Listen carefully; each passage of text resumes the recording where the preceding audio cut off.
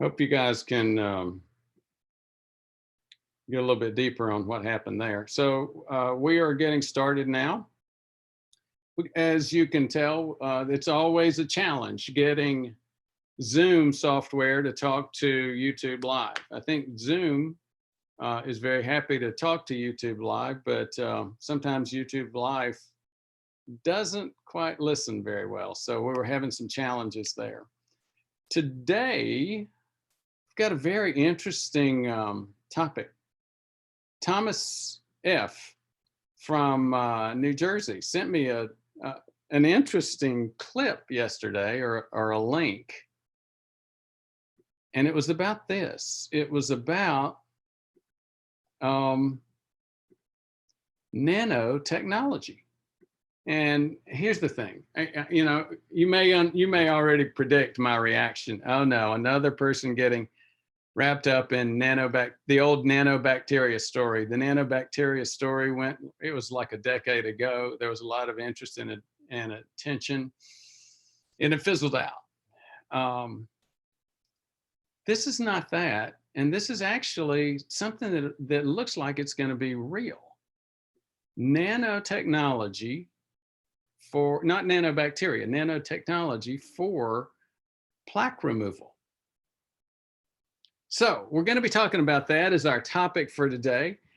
Before we go there, just some of our basic housekeeping stuff. YouTube Live, the content for today, nanotech and plaque removal. Is it real? Looks like it may be. Obviously, it's not ready yet, but we'll talk about what it's looking like. The Orlando event. We've got Clyde. I don't know if you're able to speak. It's like 1 or 2 more days for the event. Here, to sign up for the sale part. Here's the thing: if you've got, we'll cover that in just a minute. Let me finish talking about the content for today's videos, and then we'll cover the challenges. Membership page. Just we've made a lot of developments in the membership page in terms of schedules for events and things like that. The book, made a lot of progress on the book. Basically transformed it over the past month and a half. Todd sent me the last draft right before Christmas, so I ended up getting a good bit of time to do some work on it. We'll actually have components. I think we already do have a couple of components of the book, like an intro section, first chapter, maybe the bibliography, maybe the glossary out of that. That book is basically how to find out if you've got plaque and heart attack risk, and most importantly, how not to. It gets into detail. It provides, as I mentioned, a glossary and a bibliography. For some of the geeks, some of the guys that like to do their own research, those might be the most important pieces of it, because we've got a couple of hundred different, mostly resource science articles, but also a lot of books, which are just very clear on this topic, showing you the evidence. We also have, we'll do a brief mention of other CIMT events. Austin is coming up in a couple of weeks, maybe a month, I think. So, as I mentioned, the Orlando event, that's February 28th in Orlando, Hyatt Regency Grand Cypress. Now, here's what I wanted to make you aware of. It's limited. We've only got like 40 seats. We've already sold over half of those. And so if you're interested in going or have plans to go, you may want to go ahead and sign up. And here's the other thing. I don't remember if it's 1 or 3 days left in the sale on it. There's a discount that Clyde and Michelle worked up. That'll go away in a couple of days. So A, if you're planning on going, think about going ahead and doing it. And B, if you want to get the discount, do that early. Hi, Doc. Sorry to butt in, but yeah, the promotion would end on the 31st of January. Okay. Thank you, Clyde. And here's one of the things that just a couple of things about the event that people don't understand. When you hear event, you think it's sort of like the webinar. You hear event or webinar and you think you just listen to somebody talking. That's not at all the case. The event, both of these are activities where you can get your own labs. When you sign up for the event, for example, for Orlando, within a couple of days, you get a lab request from us. You schedule with your local Quest lab. You get an inflammation panel, cardiovascular inflammation panel. You get OGTT. You get insulin, an insulin survey. It's very, very, very similar to the Kraft insulin survey, plus other things that you might expect, like cholesterol panels, stuff like that. So you get all of that done in your local, drawn and done in your local Quest. And almost everybody's got a Quest draw site within about 15 minutes. Then you go to the event. You have your information, all of your labs already there, the results. You're able to talk about those if you wish. You're able to just keep them at your desk and not talk about them in front of others as you wish, while we're going over this very type of information. In addition, we'll have a CIMT tech there. So we'll be able to get CIMT from a reliable CIMT vendor. So those of us who've had exams can tell you it's a coordination challenge to get the CIMT, the labs, and get all that stuff ready and available. This makes it really simple. The other big thing that you saw from the references and the people that attended, like Bruce, there's a major community impact. The stuff that I talk about is stuff that, gosh, over 90% of docs don't even understand, and it's intimidating for a lot of people. Then you get in that room and you see other people that are patients. Yes, we do have a lot of docs that attend as patients and just attend for education. We have a lot of other doctorate level folks, a lot of dentists, but we have a lot of other people that are just, we had a public safety officer who's a malfunction, for example, public safety officer, military safety officer, and a world-class athlete. He attended, had a blast, and most of our people don't have that medical background. It's very reassuring and very helpful to have that kind of mix, especially if you're not a medical person. Hearing somebody like me talk about a whole bunch of very technical stuff. The biggest thing is the emotional piece. You realize that we've grown up with an assumption that when we hit our 60s and 70s, we can't predict it, but we're likely to have a heart attack. It's likely to kill us, and that's just life. Well, maybe not. And that's what you get from the event. We said we're going to talk about the membership page just a minute. Again, a lot of work's been going on in that space. If you want to find the membership page, just go to the top of the fold, the top part of our website. Up at the top here, you'll see membership login. Just click on that, and it's free. And it'll take you into where you've got access to the webinars, you've got access to CIMT event schedule, the preview of the cardiovascular inflammation course, preview of any of the courses. The book is going to be coming up, and free infographics. So we've got a lot of stuff there. So thank you for your patience in putting up with a little bit of commercial time. And again, it's more than just commercial. It's providing you some access in terms of understanding how to deal with your own heart attack and stroke risk. Last item, again, if you want to get a quality CIMT, just go to cardiorisk.us/forward. We're doing a little bit better job of coordinating with Heidi on getting those names together and getting the events up and rolling. Now, nanoparticles. This is Brian Smith at Michigan State University. He and some faculty at Stanford have invented a nanoparticle that they say eats away from the inside out portions of plaque that cause heart attacks.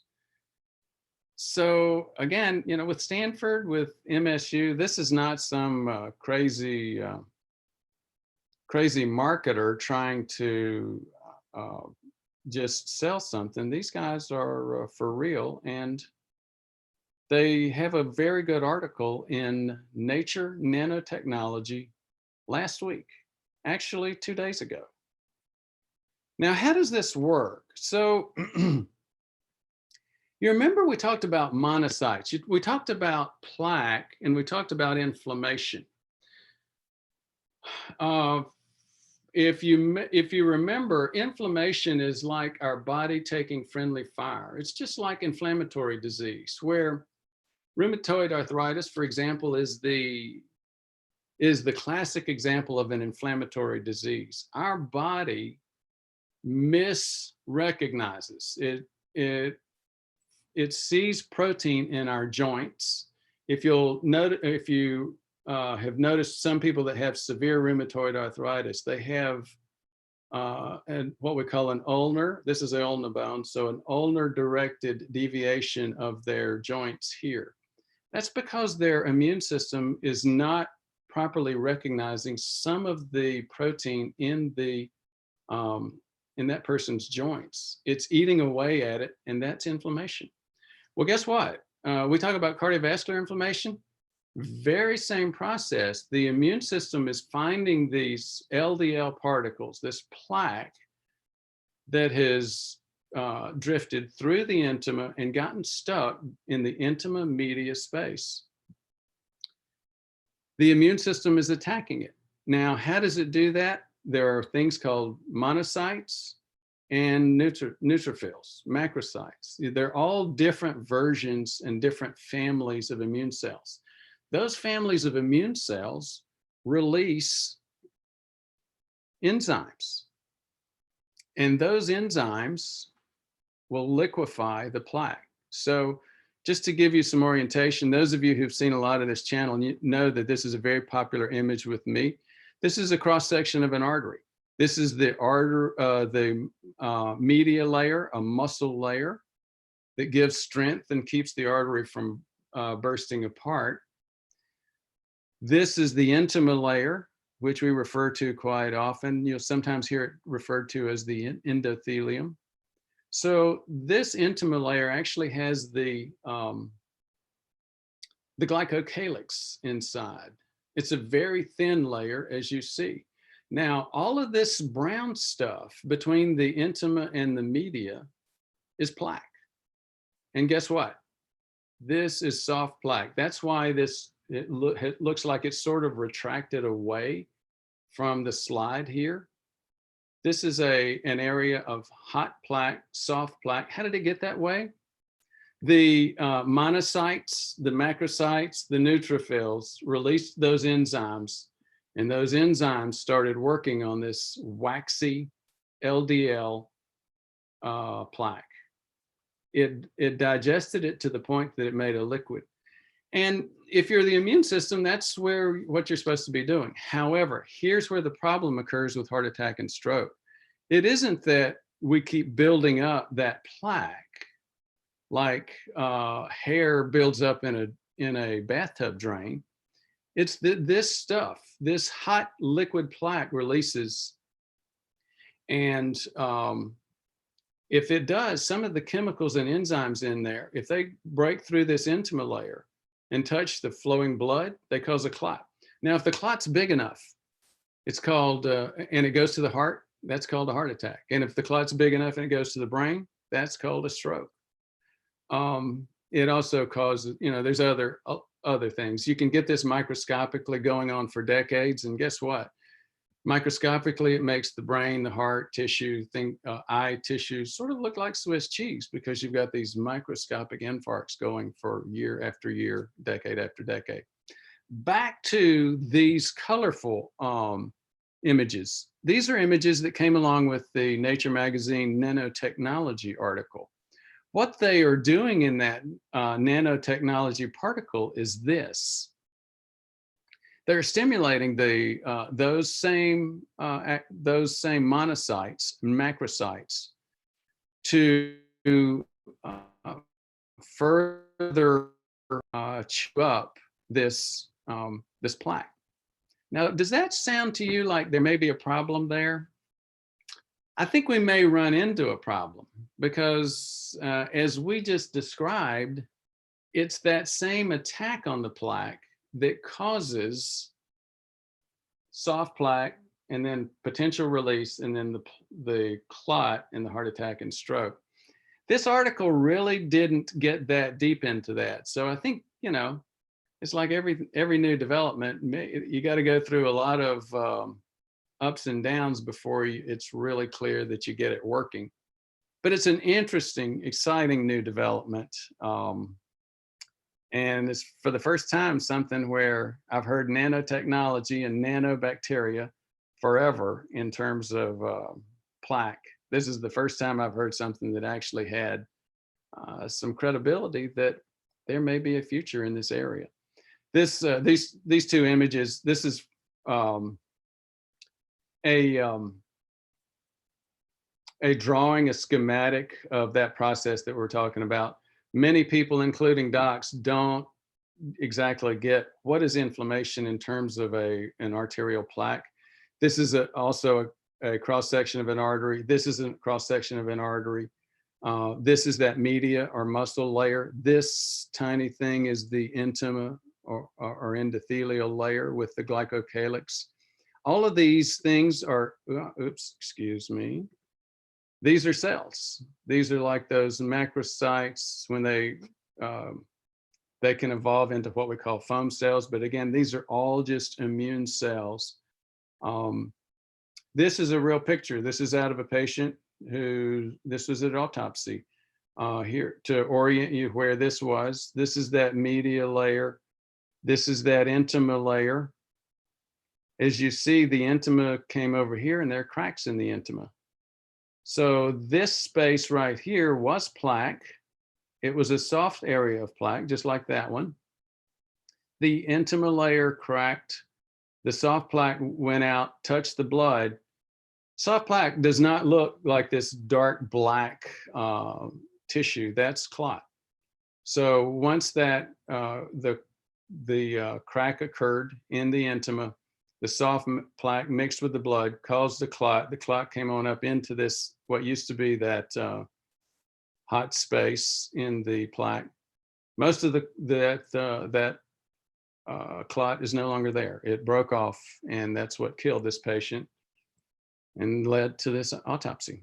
So again, trying to help you get some images on what these processes look like. This is another and a final image in this space to again help you orient the news in Nature Nanotechnology to what does that mean in terms of what we're talking about here, in terms of inflammation, in terms of plaque. So here's another to orient you in this image the muscle cells of the media. The media layer is that strength area, and it's made up of smooth muscle cells. So that's what these are. This is the intima layer. You don't see any glycocalyx drawn in there. Some of the information about glycocalyx is fairly new, but that's what that is. This area is where the blood flows. And as you can see, this is all plaque. So this is that waxy brown plaque here. As the immune cells, T lymphocytes, monocytes, other different types of immune cells recognize that plaque, they slip through that intima layer into the plaque and start releasing those enzymes. That then results in that those enzymes start to dissolve that plaque, that waxy plaque, into a liquid. And as you see up here, that the cap, the intima cap, loses some of its strength in that area. So you've got a soft plaque bomb waiting to break through. And again, I hope this is helpful in terms of understanding that process. So we will actually, why don't we go back out in show here and see how we're doing in terms of comments. And as happened to me last week, the YouTube software is not playing well this week or last week. I can't see a single comment. We popped it out. Let me see if I can pull that up. And okay, I'm going to go from here. It couldn't show me the comments earlier, but it could show me a bunch of advertisements. So we got a lot of folks joined in today. We've actually got, what, 90 something online right now. Bart Robinson, got the email alert. Looking forward to the topic indeed. Yeah, we just saw that the emails help, and thank you for making us aware. James Cantor, Raleigh, North Carolina. Good to see you, James. James has been very good on helping us in a lot of areas, giving us some great comments. Al, looking forward to the presentation. Al from Tampa, great. Uriel Wong. Good to hear from you, Uriel. At Rob, pardon me, I'm going to pull out my old man glasses here. I'm try to see some of this. Patiently waiting. You are like E.F. Hutton. Oh, that's so nice. You talk, people listen. You know what? I just want to take a minute at Rob and make the comment about that. It was when I first started doing these YouTube videos. I knew I stuttered. I knew, well, I did what I'm doing right now. I tended to have a lot of long pauses. And my wife, you know, she gets fed up with 35 years of listening to those long pauses. I know that I go down a bunch of bunny holes. And I just wanted to say thank you again for the attention, the interest that folks have shown. Thanks for the comment, Rob. James Cantor, nanotechnology, would it be very expensive? Well, you know what? Anything in the medical space coming out of the blocks turns out to be very expensive. But the question is, how quickly can production and marketing and competitors catch up? We see that obviously most of all with the big pharma world. Anonymous, biofilm equals a major cause of almost all disease. That's a really good comment, Anonymous. And I just wanted to clarify something. You know, there's a couple of reasons for confusing things like dental plaque, which is a biofilm, with plaque in the arteries. A lot of people think, well, it's the same thing. And actually, if you have significant dental plaque, if you have insulin resistance, the correlation between those two is really, really high. There is a key difference. When you, a dental biofilm is mostly made up of, it's made up of bacteria and a lot of the components that the bacteria exudes or puts out to create a home for itself and sell waste products. The plaque in an artery is made up mostly of LDL, mostly oxidized LDL. And so those are two significantly different major components of these forms of plaque. Just something to be aware of if you've gone down that road before. Uriel Wong, just hope the bots don't remove healthy cells. Well, yeah. I mean, that's where I was going a minute ago. I hope the bots don't create a process where you get inflammation run amok. That's what I was implying a few minutes ago. That's going to be something that, you know, you have to look out for. Anonymous, biofilm equals cancer, autoimmune disease, Alzheimer's, heart attacks, strokes, autism, not including radiation and chemicals. Anonymous, heard nanoparticles were being used as weapons too. Was just watching a Charlie Rose interview. If talking about, that's interesting. I'm sure they are talking about that. They make weapons out of everything. James Rook, Hyatt Regency here in Orlando is a great place. Oh, thank you, James. And again, yeah, we're excited. We've tended to go a little bit cheap in the past just because we didn't want to burn our, by the way, the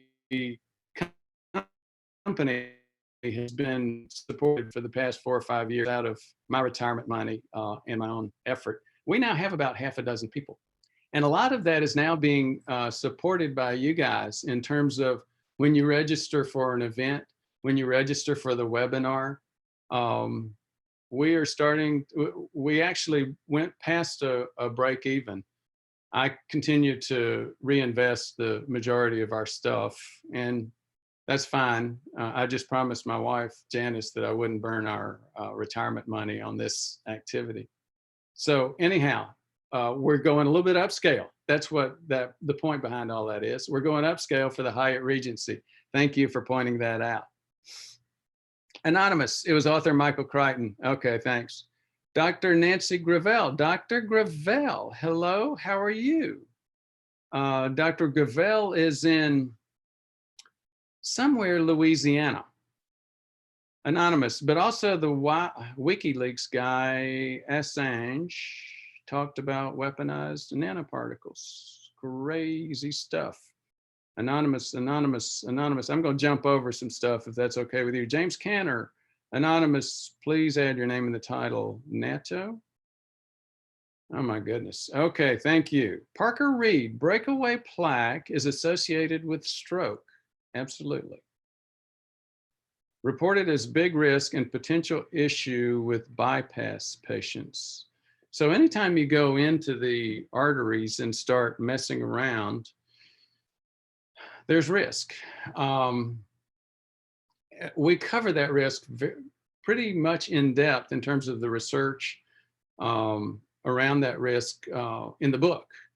There are a few sources of information regarding registries with coronary angiography. That's where you're going in, you're sticking a needle into the groin, taking a catheter up through the groin, the aorta, and then into the heart to measure and look for plaque or flow problems in the coronary arteries. If you go back and you look at the standards of today, in terms of medicine, the standard practice is start off with a Framingham, which overestimates risk, often by a factor of 100%, resulting in, research has shown, significant increase in the number of statin prescriptions out there. After you go through Framingham, then you go to a stress test. Up to 30% of negative stress tests are false. Up to 30% of positive stress tests are false. Either way, you know, if it's a false negative stress test, then you think you're fine. You don't do the lifestyle stuff that you need to be doing because you think I'm good, just like Tim Russer. If it's a positive stress test, you don't know that you and the doc don't know that it's those 1 in 3 that are false positive. So you all go into the cath lab.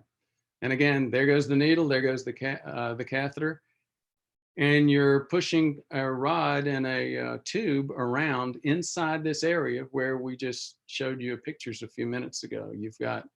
Many of us will have unstable plaque there. So wouldn't it be better?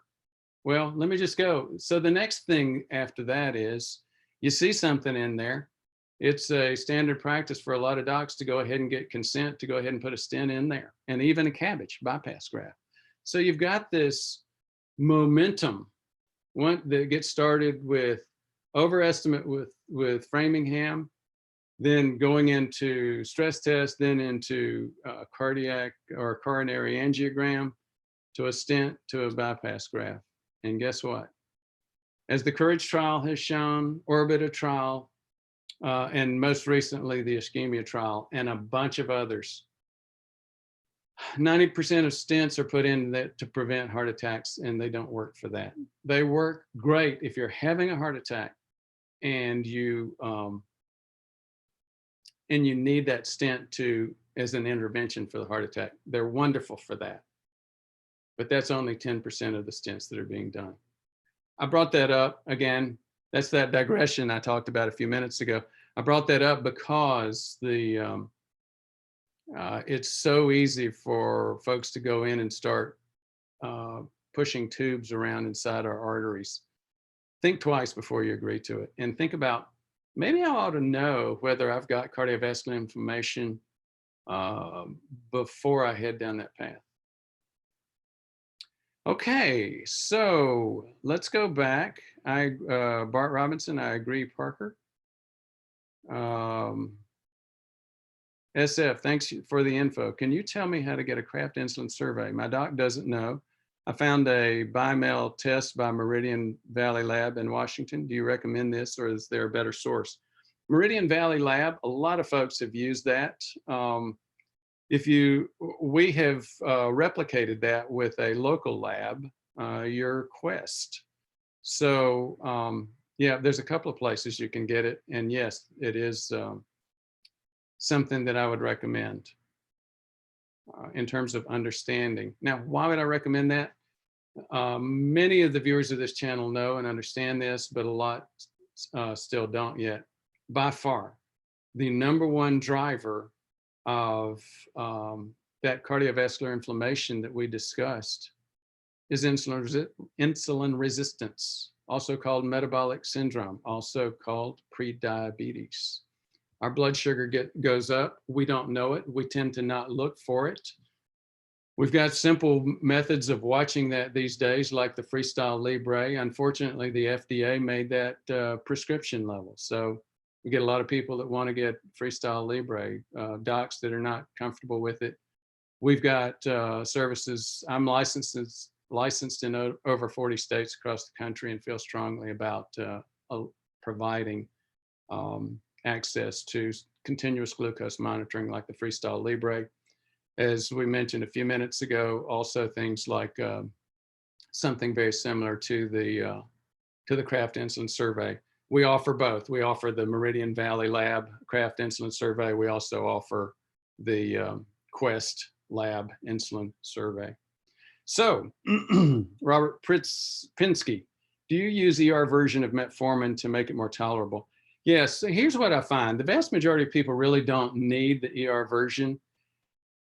And this gets into some of that nasty, nasty marketing techniques that pharma use, both local pharmacies and regional pharmacies, as well as big pharma themselves. Believe it or not, metformin, which has been around, close to 200 years, over 100 years now. And many pharmacies give it away for free. So for just standard metformin, very inexpensive. It's given away as a free to attract people to come use their pharmacies. But for most managed care plans, one of the top most expensive drugs is metformin. How and why does that happen? Different versions of metformin ER, long-acting, extended release. So just be very careful about using ER. Now, a lot of people do need it because quite often it helps with tolerance, being able to tolerate the metformin. Metformin for about 20% of us causes some GI symptoms, bloating, gas, stuff like that. For most of us, it only lasts a couple of weeks. Here's where it's most often used. It's most often used in people that have what's called dawn effect, where they wake up in the morning after a fast overnight and their blood sugar's high. They get really worried about that. That's clearly an indicator of insulin resistance. But long term, I think we often get way too wrapped around our axle being worried about dawn effect. Dawn effect usually does not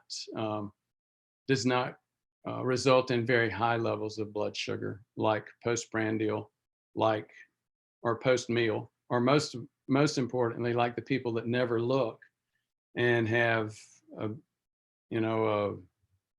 Big Mac meal for lunch with a giant Coke and another one for dinner, and walk around with blood sugars 180 and above 10 hours a day.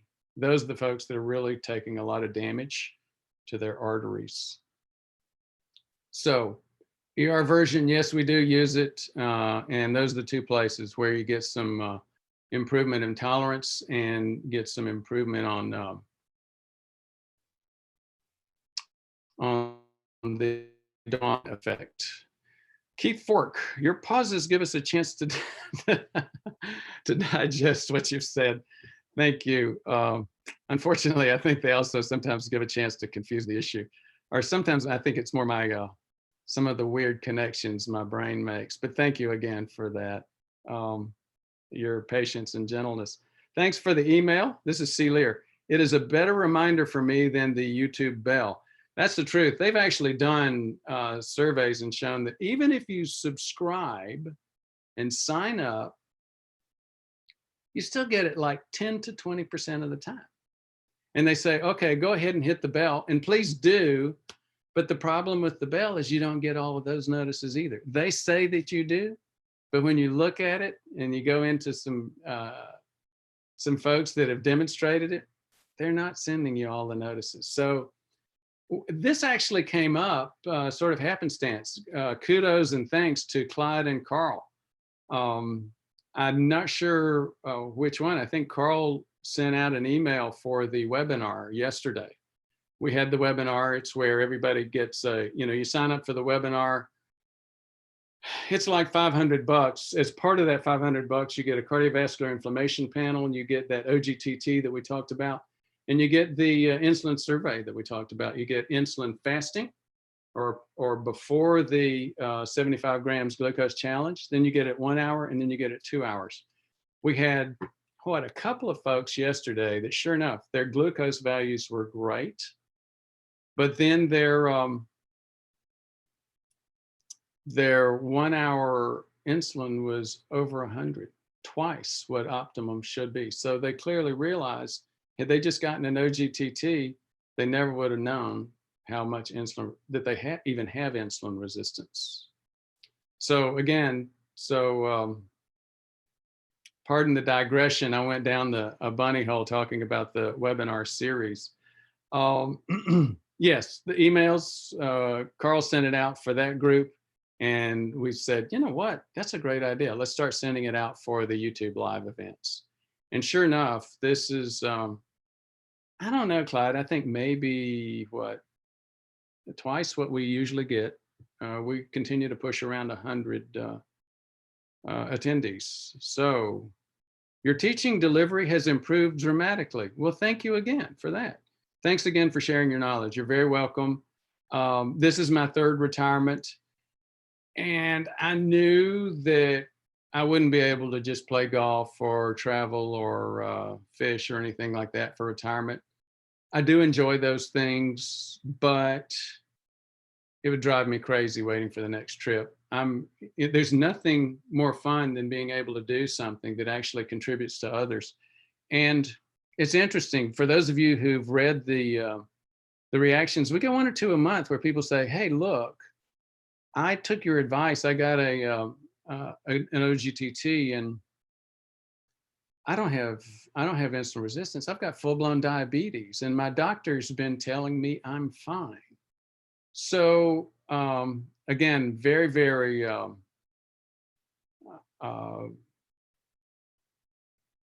satisfying, very gratifying work. I appreciate the interest that folks have shown, that you guys have shown. Okay, Christine Buckingham, did this talk end abruptly for anyone else too? Christine, I'm not sure what you're referring to. I'll say this, if you're cut off, then you're cut off. You're probably not hearing me now anyway. But here's the way the format goes. We usually talk for about 10 to 15 minutes on the topic of the day or the topic of the week. And the topic of the week this week was nanotechnology for plaque, to dissolve plaques. Then we also cover upcoming events, upcoming conferences, upcoming exam and evaluation events. We cover errors and omissions. There are no new ones this week that I'm aware of. As you've seen, I've probably made a half dozen errors and omissions in this presentation alone today, but I'm talking about big ones. So that's usually the format for the YouTube live events on Wednesday at 11. So Robert Pinsky, tolerable, the plaque is eaten by then nanoparticles, will it make the artery weak? Is the artery hollow after being eaten? So this is not eating the great question. I appreciate you raising that, Robert. The nanoparticles, the monocytes, the immune cells, none of them are dissolving the intima. None of them are dissolving the media. What they are dissolving and eating is the plaque, the oxidized LDL. And that plaque has gotten in there because you had inflammation of that intima lining layer.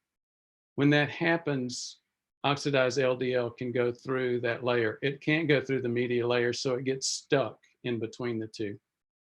If you go back, I'll take another quick digression. You know, we've spent 70 or 80 years thinking that bad cholesterol or LDL was the problem. This is why. Everybody loves to beat up on Ansel Keys.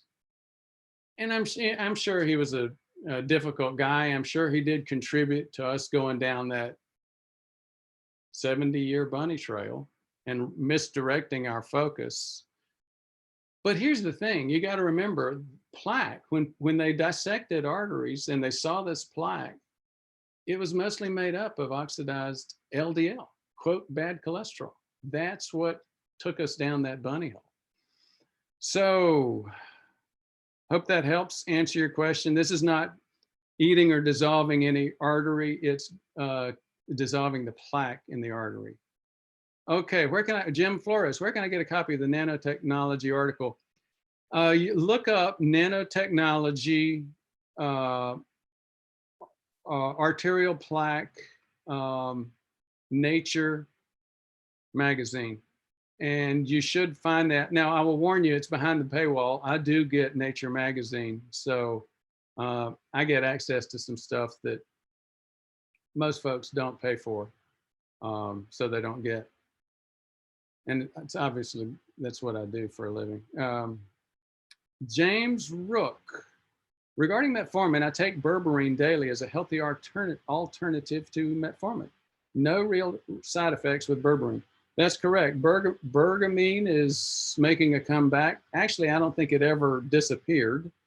Bergamot is also very popular. Bergamot, a little bit more on the cholesterol side, berberine a little bit more on the blood sugar side.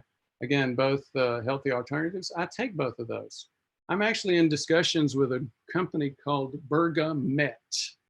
They have a high-end type of bergamot, which I hope to be able to offer at some point. But I take both berberine and Bergamet. James Cantor, Dr. Brewer and Robert P. I have found metformin to be very helpful for me. James, if you understood me to say bad things about metformin ER, no, I don't.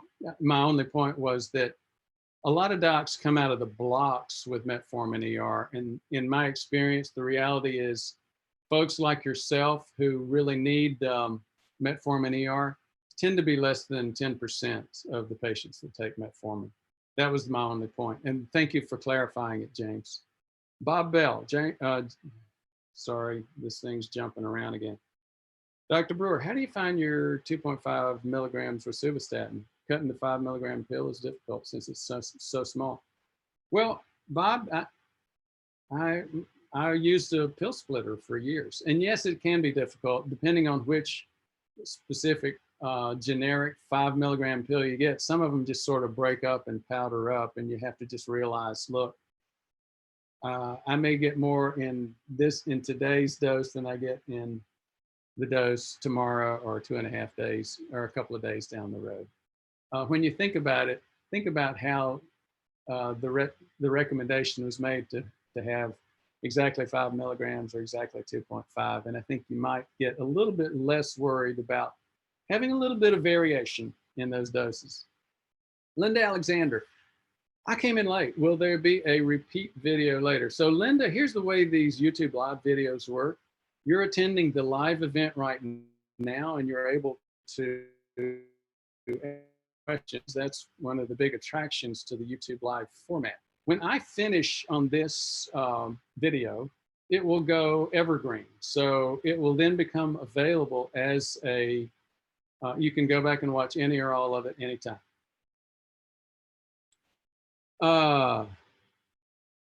Christine Buckingham, it came back. I think my internet connection was interrupted. Okay, thanks. Very interesting what I've heard so far.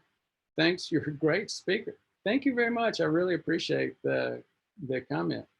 Are fats, SF, are fat-soluble vitamins like K2, D3, CoQ10 better absorbed if taken with fat? If so, is a half a gram of Vesipa, EPA fish oil, enough fat? Or is more fat, like a piece of salmon, needed for absorption? Well, let me just start with a caveat that I'm not that familiar. I haven't dug that deep into the actual scientific evidence around that space. I will tell you this. I think there is some evidence, and I think for the most part, you'll see things like K2, D3 delivered in a pill form, usually with a little bit of fat in that pill or oil.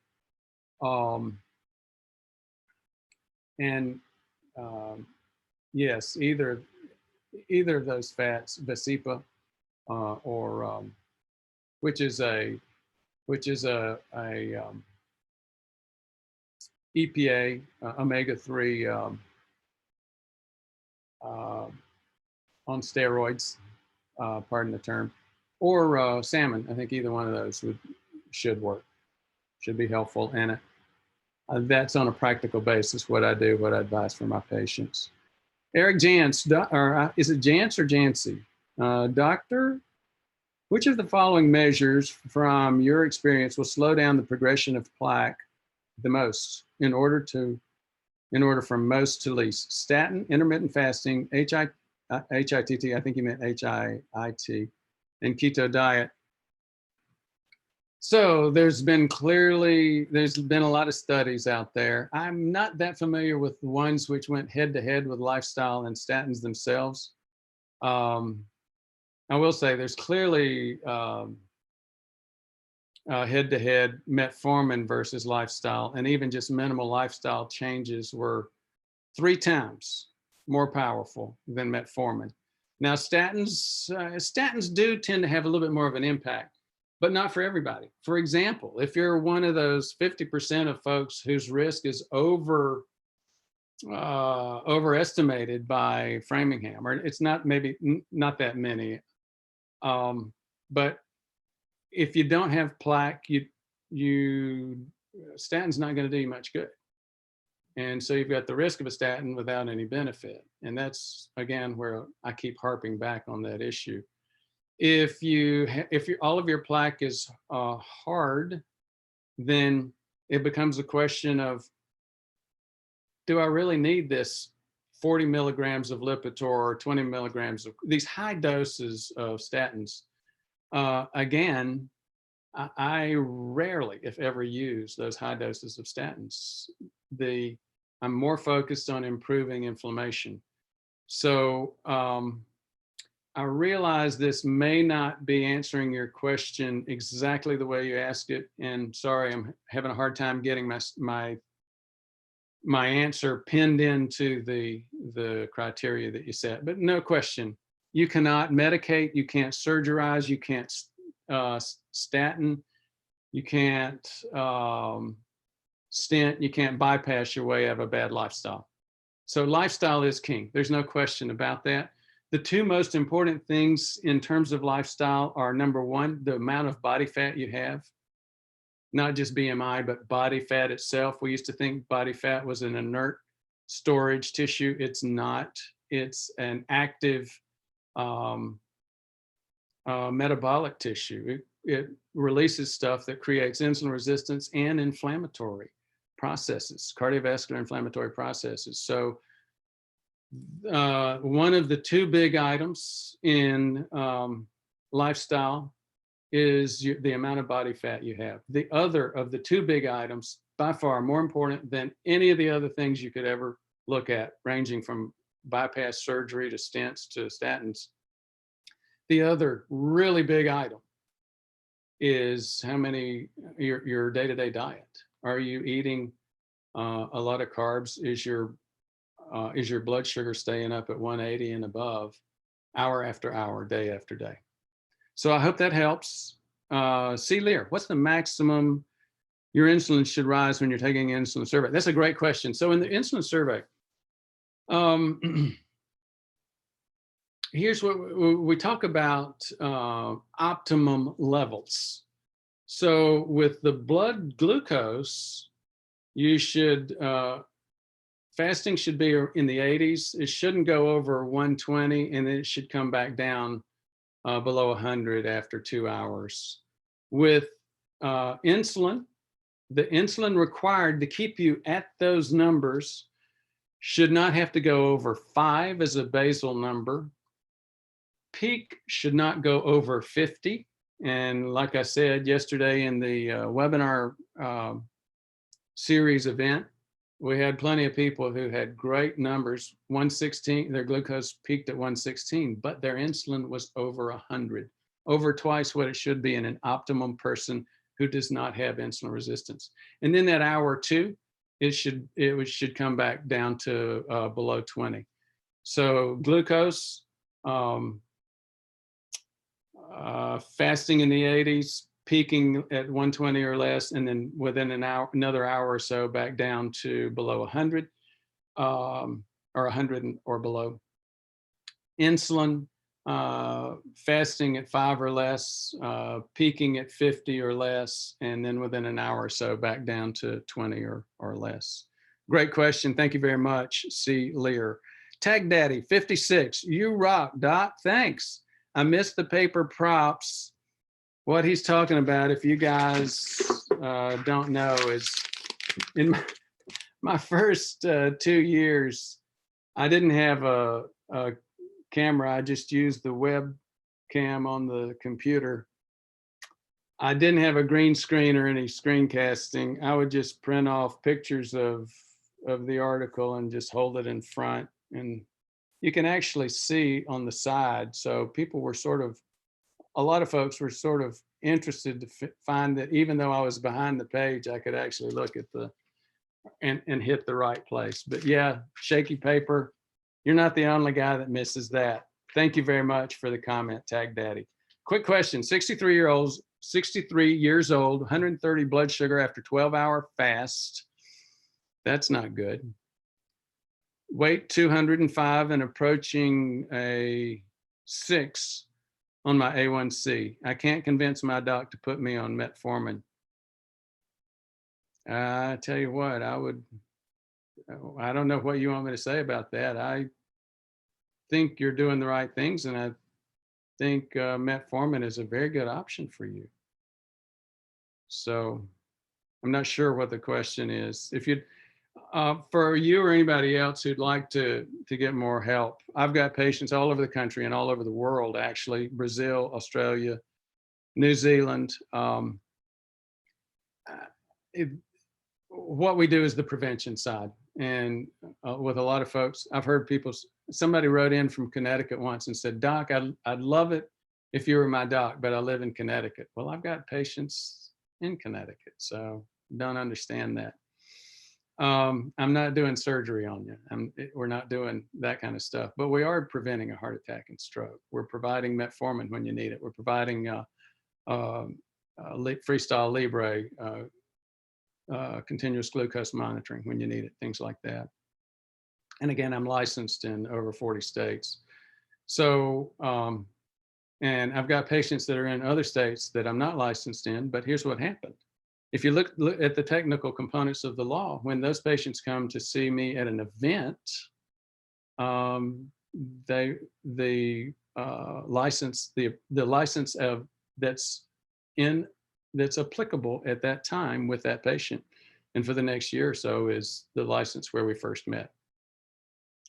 So that's how we're able to cover so much of the country. Tag Daddy, Old Alabama Gardener. SF, I've asked and cannot get an answer as to how much EPA and DHA is in Vasipa. Do you know the answer? This is forward. I don't, but it's a question of AG. Healthy Chef Jimmy Show. I don't think there's any need to take Vascepa if your triglycerides are within range, and insurance probably wouldn't cover it anyway. Yep, I haven't used a whole lot of Vascepa yet. Where I use it is these folks that have genetic variations which cause them to have very, very high levels of triglycerides. You can impact just garden variety. Most of us that have high triglycerides, check your HDL. You probably have a low HDL, and you can usually impact that high triglyceride over HDL ratio by cutting carbs in your diet. And we've got a ton of videos on that. You may remember the video that we did. Chuck Smith shared his story, Wild Ride. He actually had one of these Teslas, was having a heart attack, realized it, and used the Tesla to let the Tesla drive him to the hospital while he was getting some nitrates for his chest pain. So Rob, at Rob, love the rabbit holes. Learned so much from them over the past 2 years. Well, thanks, and I appreciate that. It just takes a lot of patience in listening to somebody speak to watch them just take a hard right turn that just wasn't expected. And again, I appreciate the patience folks have shown with that and attention. Decrisp and run. Bob at Bob Bell. Try a pill crusher. Crush the tablet. This was the question about trying to get exactly 2.5 milligrams out of a 5 milligram Crestor. Crush the tablet, mix it with a cup of yogurt, eat half, save the other for the next time. Great suggestion, D. Crispin. Thank you very much. For those, very few people know this, and I'll just again go down a little rabbit hole with Crestor dosing. Crestor has a half-life of 17 to 19 hours. What that means is you don't have to take it every day. So I've got a lot of patients that take 2.5 twice a week.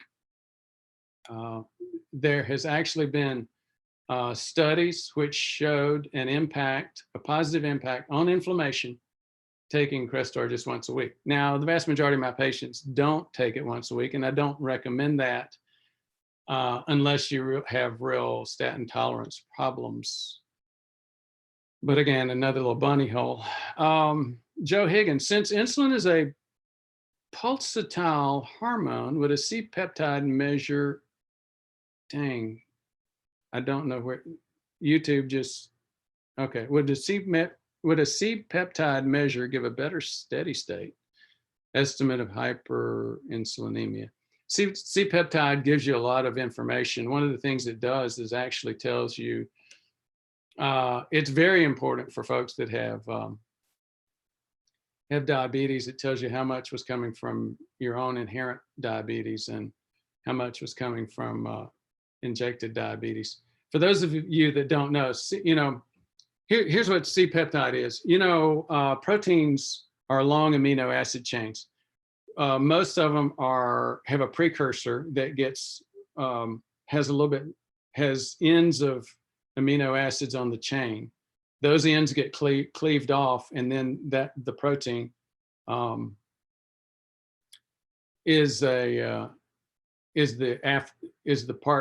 what's left of the amino acid chain after the ends have been cleaved off. C-peptide is that. So it's those ends that have been cleaved off. It includes those. So you're able to tell how much was just made by yourself, and if you're taking insulin, for example, how much insulin was injected otherwise. It's also used, as Joe Higgins mentioned, it can be used for several other things as well. Uriel Wong, yes, the paper was just as good. Well, thanks, but obviously that, not only is it difficult to hang in with all the bunny holes, then to have the images dancing and shaking around in front of you was just a whole lot for a lot of people. Parker Reed, wish that were true. I've lifted since 17. Not sure what that means. OAG, my understanding is that Vasipa is 100% pure omega-3 EPA fish oil, no DHA. Healthy Chef Jimmy, muscle metabolizes body fat.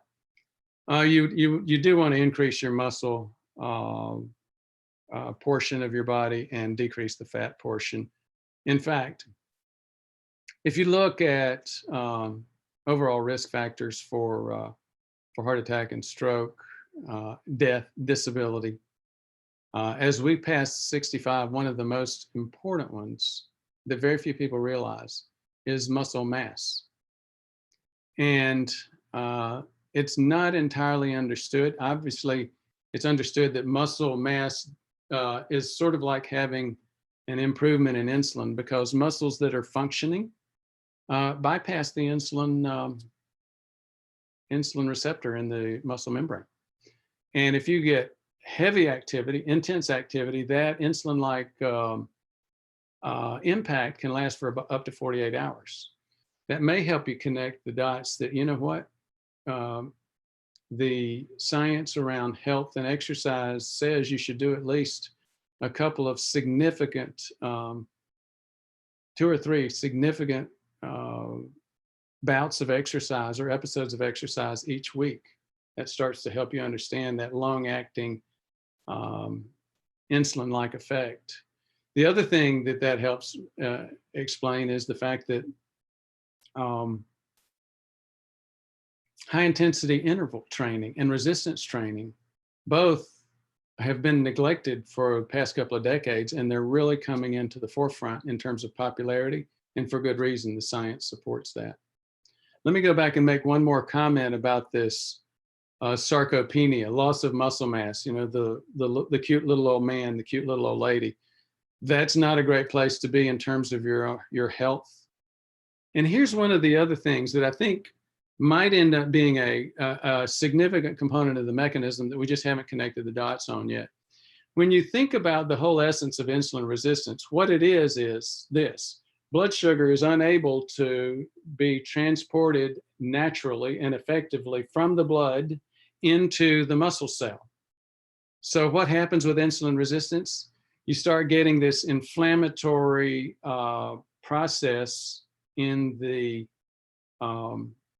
circulatory system, where all this blood sugar's gotten trapped, and you're not getting growth of the muscle cells, sarcopenia. So again, fight sarcopenia hard, work out hard, no pain, no gain. Gianluigi, I hope I'm pronouncing that right. Hi, Doc, from Milan, Italy. Thank you very much for introducing yourself. And, you know, Gianluigi, you come from a place where there have been some interesting discoveries of different variations of LP, I mean, of not LP little a, of ApoA1. What's ApoA1? It's one of the proteins that that forms HDL, and the proteins that form HDL and LDL. You know, did you ever wonder? Yes, I'm going down a bunny hole digression. Did you ever wonder why there could be something that's good cholesterol and bad cholesterol when cholesterol is cholesterol, whether it's HDL or LDL? Here's what's the difference in those two. It's the protein. If we didn't have a protein that formed HDL or LDL, it would be similar to pouring olive oil in this water. And what would happen? It would form a big blob. So we eat a salmon with oil in it. We eat a salad with oil in it. It's digested from our stomach into our bloodstream. Our bloodstream is over 95% water. So what does olive oil do with water? It forms a big bubble. If that were to happen, that would kill us just and that would create a heart attack or stroke just like a clot would. What keeps it from doing that? Those proteins, ApoA1, ApoB, ApoA1, which you find in the HDL series, and ApoB, which you find in the LDL series. And again, we've done some we've seen some versions. The royal, the science community has seen some versions of that protein which have greatly improved and have traced those back to an original mutation. I think it was near Milan, Italy. Anyhow, thanks for introducing, and thanks to the rest of you for your interest. Guys, it's getting, it's an hour and 12 minutes. Thank you so much for your interest. If we go up much longer than an hour, then the guys that come and see this later on will say, whoa, I don't have an hour to watch this, even if I am interested in nanotechnology. Thanks again for your interest, and I'm going to sign off.